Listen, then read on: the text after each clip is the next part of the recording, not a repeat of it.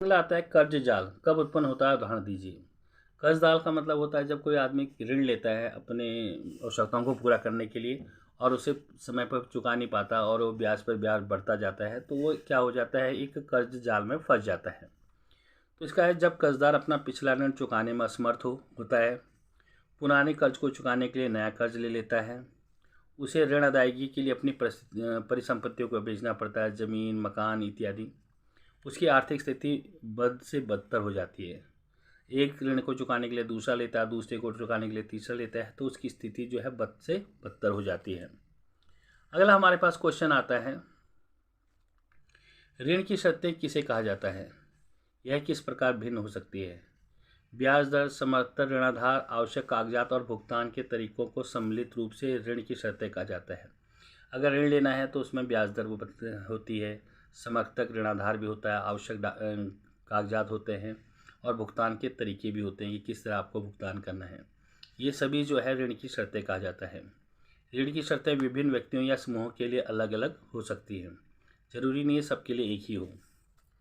अगला हमारे पास क्वेश्चन आ जाता है, गरीबों के लिए स्वयं सहायक समूह संगठनों के पीछे मूल विचार क्या है।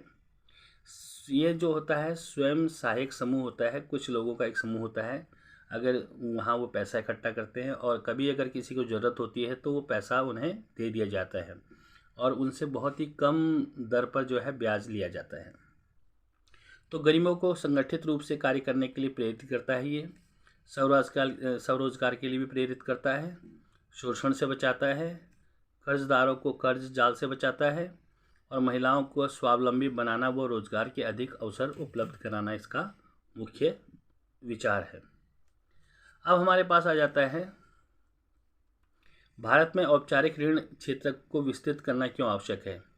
औपचारिक जहाँ से जो है ये क्योंकि ये सरकारी दर पर होता है, बैंक और समाजसेवी संस्थाएं जो देती हैं, क्यों बढ़ाना चाहिए। तो अनौपचारिक स्रोतों से ऋण प्राप्ति आसान होती है परंतु शोषण अधिक होता है। ब्याज की दरें उनकी अनिश्चित व ऊंची होती हैं। गरीब अशिक्षित लोग आसानी से ऋण जाल में फंस जाते हैं उनके, और ग्रामीण क्षेत्रों में साहूकारों पर निर्भर कम करने के लिए ही जो है औपचारिक ऋण क्षेत्र को बढ़ाना चाहिए ताकि छोटे कर्जदारों को आसानी से ऋण उपलब्ध हो सके। क्वेश्चन है, वैश्वीकरण और भारतीय अर्थव्यवस्था। एक कंपनी को एक से अधिक देशों में उत्पादन पर नियंत्रण अथवा स्वामित्व करने को क्या कहते हैं, उसे हम बहुराष्ट्रीय कंपनियां कहते हैं। भूमि, भवन, जमीन और अन्य उपकरणों की खरीदी में व्यय की गई मुद्रा को क्या कहते हैं, उसे निवेश कहते हैं। वैश्वीकरण क्या है, विभिन्न देशों के बीच परस्पर संबंध और तीव्र एकीकरण की प्रक्रिया को वैश्वीकरण कहते हैं। इसमें व्यापारिक संबंध स्थापित करना होता है। व्यापार अवरोध का एक उदाहरण दीजिए, आयात पर कर जो टैक्स लगता है। भारत में नई आर्थिक नीति कब लागू की गई थी, तो भारत में नई आर्थिक नीति जो है वो 1991 में की गई थी। भारतीय अर्थव्यवस्था में कैसी अर्थव्यवस्था है, भारत की अर्थव्यवस्था जो है मिश्रित अर्थव्यवस्था है। विदेशी व्यापार किसके बीच होता है, दो या दो से अधिक देशों के बीच विदेशी व्यापार होता है। अगला हमारे पास क्वेश्चन आ जाता है, किसी भारतीय बहुराष्ट्रीय कंपनी का उदाहरण दीजिए। टाटा मोटर्स है जो मोटर गाड़ियाँ बनाते हैं। अमेरिकी कंपनी फोर्ड मोटर्स भारत कब आई थी, ये 1995 में आई थी। और किस क्षेत्र में वैश्वीकरण से कम लाभ हुआ है, कृषक क्षेत्र में कम से कम लाभ हुआ है। बहुराष्ट्रीय कंपनियां विदेशों में निवेश क्यों करती हैं, उनका उद्देश्य तो लाभ कमाना ही होता है। तो वैश्वीकरण के द्वारा लोगों को आपस में जोड़ने का क्या परिणाम होता है, उत्पादकों में पहले से अधिक प्रतियोगिता, ये इसका आंसर है। तो ये 1 मार्क्स के क्वेश्चन से काफ़ी इंपॉर्टेंट है। इसके बाद में 3 और 5 मार्क्स से भी आपको क्वेश्चन। हमारे पास क्वेश्चन आता है, बहुराष्ट्रीय कंपनियां किस प्रकार उत्पादन पर नियंत्रण करती हैं। तो बहुराष्ट्रीय कंपनियां क्या होती है, उनका जो है एक से अधिक देशों में अपना जो है वो उद्योग धंधे स्थापित किए होते हैं। तो किस प्रकार वो अपना उत्पादन पर नियंत्रण करते हैं। एक संयुक्त उपक्रम विधि होती है उनकी, स्थानीय कंपनियों को खरीद लेते हैं वो, जो जिस देश की जो स्थानीय कंपनियां होती हैं जहाँ पर उन्होंने लगाई है। तीसरा है, छोटे उत्पादकों से माल खरीद लेती हैं वो और अपने नाम के ब्रांड से उसे बेचती हैं, अपने ब्रांड का इस्तेमाल करती हैं वो। अब आता है, किन कारणों से भारत में आर्थिक सुधार की आवश्यकता पड़ी। भाई आर्थिक सुधार करने की आवश्यकता क्यों पड़ी, क्योंकि राजकोषीय घाटे में वृद्धि हो रही थी, दूसरा, प्रतिफूल भुगतान संतुलन में भी वृद्धि हो रही थी। विदेशी मुद्रा भंडार में कमी हो रही थी। कीमतों में वृद्धि हो रही थी। सार्वजनिक क्षेत्र में उद्यमों का कार्य संतोषजनक नहीं था और भारतीय कंपनियों को प्रतिस्पर्धा के लिए तैयार करना था। तो इस उद्देश्य से जो भारत में आर्थिक सुधार की आवश्यकता हुई। अब हमारे पास क्वेश्चन आ जाता है कि वैश्वीकरण की प्रक्रिया को प्रोत्साहित करने में प्रौद्योगिकी यानी टेक्नोलॉजी की भूमिका बताइए। तो परिवहन तकनीक में कई सुधारों से दूर दूर स्थानों पर कम लागत पर वस्तुओं को भेजना संभव बनाया है। और उसके बाद सूचना प्रौद्योगिकी में सुधार के विभिन्न देश आपस में जुड़कर तुरंत सूचना प्राप्त कर लेते हैं इससे। तीसरा है, इंटरनेट टेक्नोलॉजी से व्यापार में गति आई है। तो ये सब टेक्नोलॉजी के कारण हुआ है। उसके बाद हमारा क्वेश्चन आ जाता है, वैश्वीकरण के कारण प्रतिस्पर्धा के कुप्रभावों का उल्लेख को। कुप्रभाव होते हैं बुरे प्रभावों का उल्लेख करना। तो बुरे प्रभाव कौन कौन से हैं इसमें? पहला है, प्रतिस्पर्धा के कारण छोटे उद्योग जैसे बैटरी, प्लास्टिक, खिलौने, टायरों आदि के उत्पादकों पर बुरा प्रभाव पड़ा। परिणाम स्वरूप काफ़ी इकाइयाँ बंद हो गई। वैश्वीकरण के कारण श्रमिकों की बेरोजगारी में वृद्धि हुई। जब कंपनियां बंद होगी, इकाइयाँ बंद होगी तो बेरोजगारी बढ़ेगी। श्रमिकों को अस्थायी आधार पर नियुक्त किया जाता था, कभी रखा जाता था, कभी हटा दिया जाता था। श्रमिकों को संरक्षण और लाभ नहीं मिलता था और श्रमिकों का अधिक घंटे तक काम करना आम बात हो गई थी, यानी उनसे काम जो है बहुत ज़्यादा देर तक करवाया जाता था।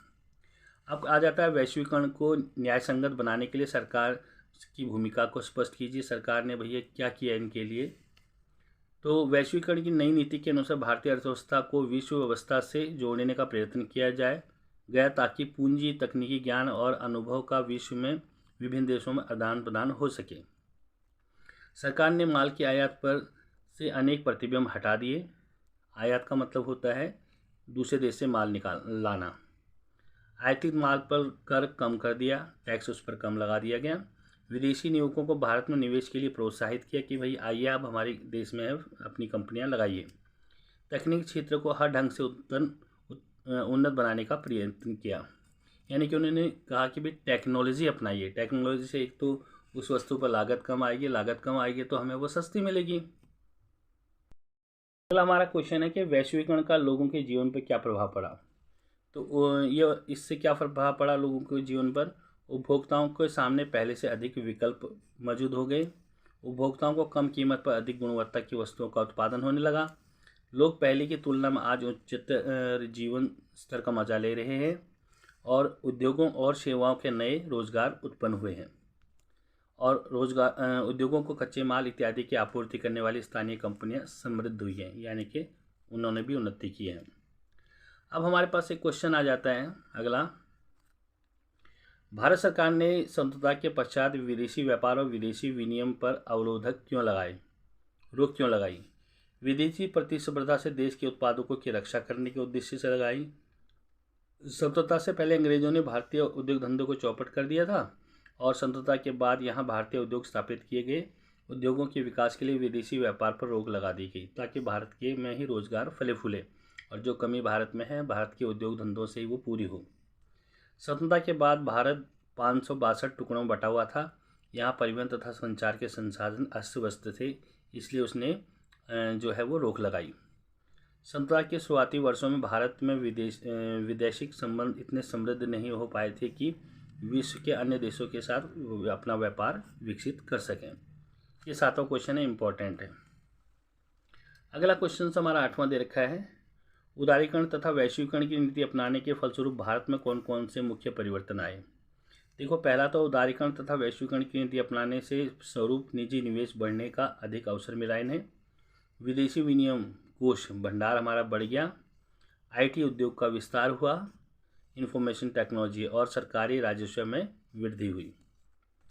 अब हमारे पास क्वेश्चन अगला आ जाता है, ये भी इम्पोर्टेंट है, विश्व व्यापार संगठन क्या है? पेपर में कई बार आया हुआ है। इसके कार्य और क्या ये वास्तव में अपने कार्य को पूरा कर रहा है?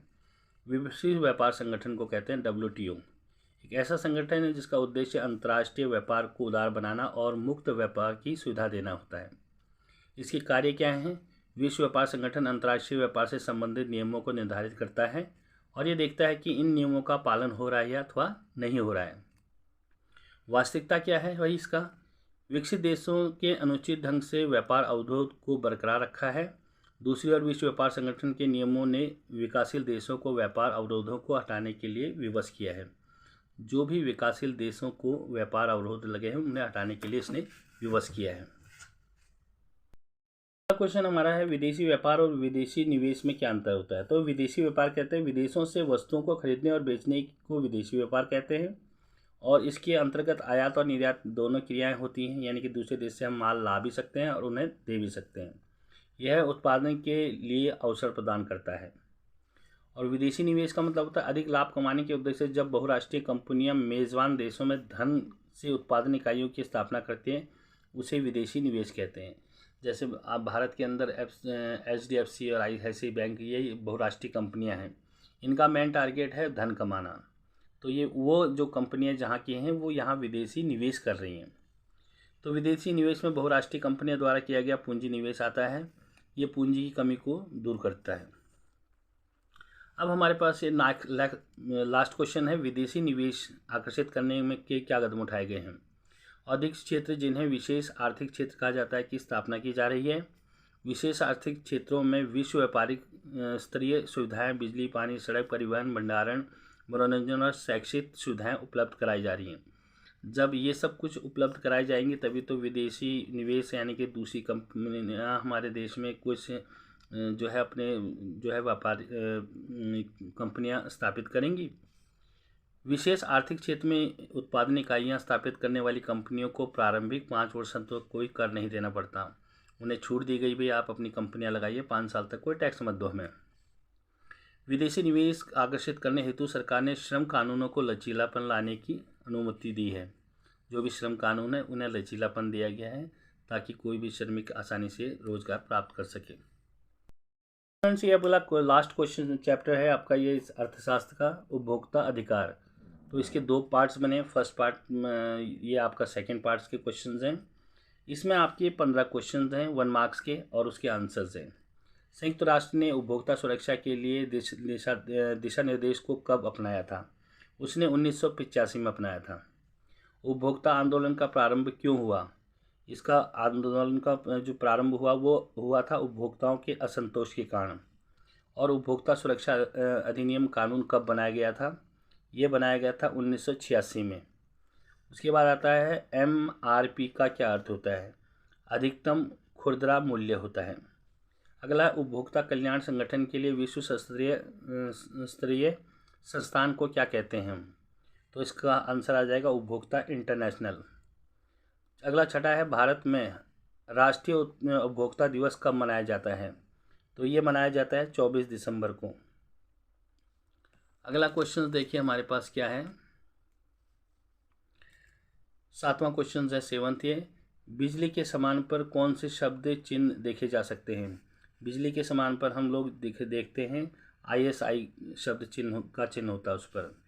राज्य स्तरीय अदालतों में किसकी राशि कब के मुकदमे की सुनवाई होती है। यानी कि राज्य स्तरीय अदालतों में कितनी राशि तक की मुकदमों की सुनवाई होती है।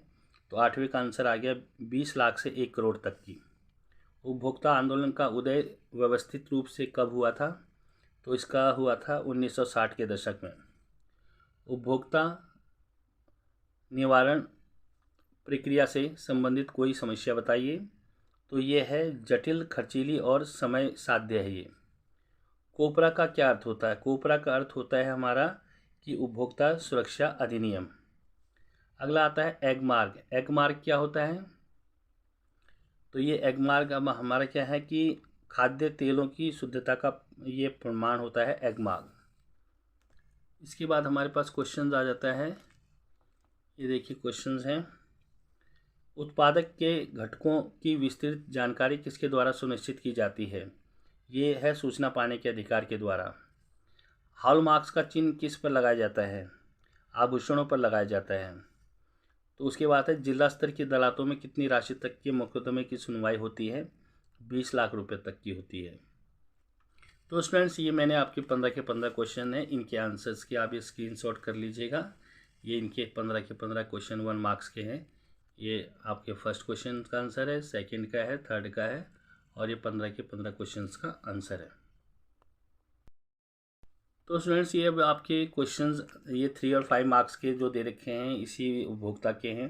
क्योंकि वीडियो ज़्यादा लंबी हो रही है इसलिए हम छोटा बनाते हैं। इसमें आपके 10 क्वेश्चन दे रखे हैं कि 5 तरीके बताइए जिससे उपभोक्ताओं का दुकानदारों द्वारा वस्तु खरीदते समय शोषण किया जाता है।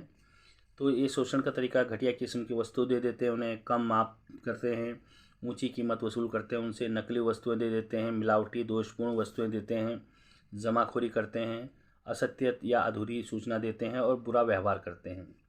तो 5 बताया है, तो हमने आपको बहुत सारे बता दिए। अब आता है क्वेश्चन अगला, कोपरा का पूरा नाम क्या है, यह उपभोक्ताओं का कैसे मदद करता है। तो कोपरा का पूरा नाम उपभोक्ता सुरक्षा अधिनियम है। ये दुकानदारों के मन चाही कीमत वसूलने, घटिया वस्तु देने, कम तोलने, मिलावट को रोकने तथा नकली वस्तुओं से उपभोक्ताओं को बचाने के लिए यह अधिनियम बनाया गया था। इसी में अगला है कि इसके अंतर्गत त्रिस्तरीय उपभोक्ता अदालतों की स्थापना की गई है। अगला हमारा क्वेश्चन आ जाता है कि उपभोक्ता के कर्तव्य क्या हैं।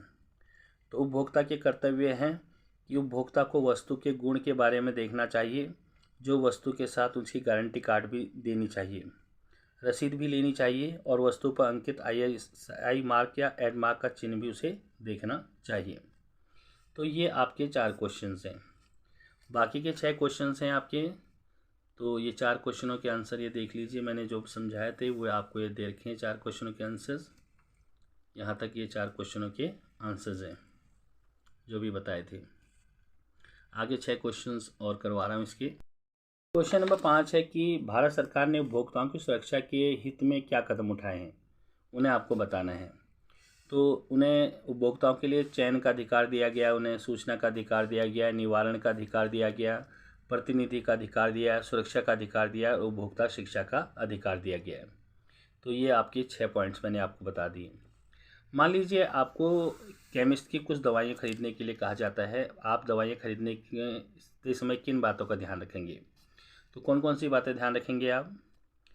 सबसे पहले तो हम लोग क्या करते हैं कि दवाई बनाने की तारीख देखेंगे।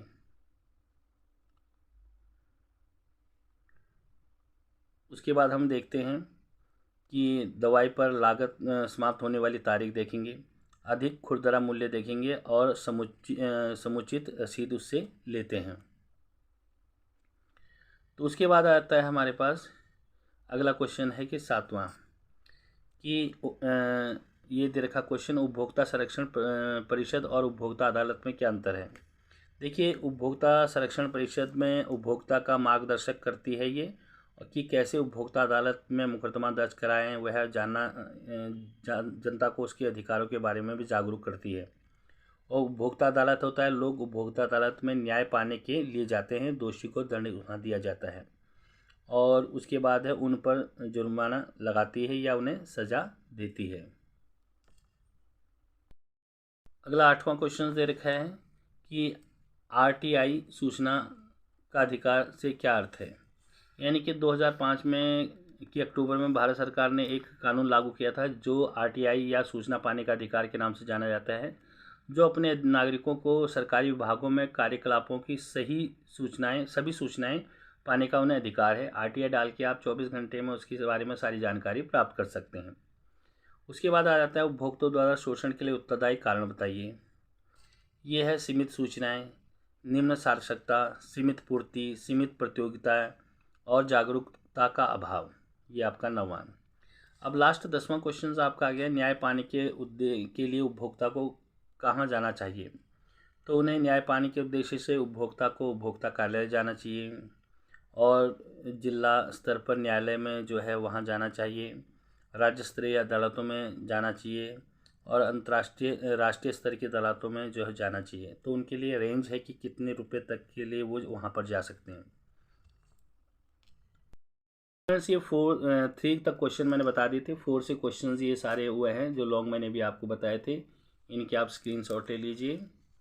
तो ये आप मुझे बताएंगे कि आपको ये वीडियो कैसी लगी। तो मैंने ये अर्थशास्त्र के जो है 2 पोर्शन में इसको पूरा कंप्लीट कर दिया। तो ये दोनों ही पार्ट देख लेना। अगले पार्ट हिस्ट्री के बनाऊंगा मैं, क्योंकि पेपर आपके जल्दी आ रहे हैं इसलिए जल्दी ही बनाऊंगा। एक दिन में 2-2 पार्ट बनाऊंगा हो सकता है शाम तक ये आ जाए, तो इसलिए आप इनको ज़रूर देखना, इनमें से बहुत क्वेश्चन आएंगे। ओके।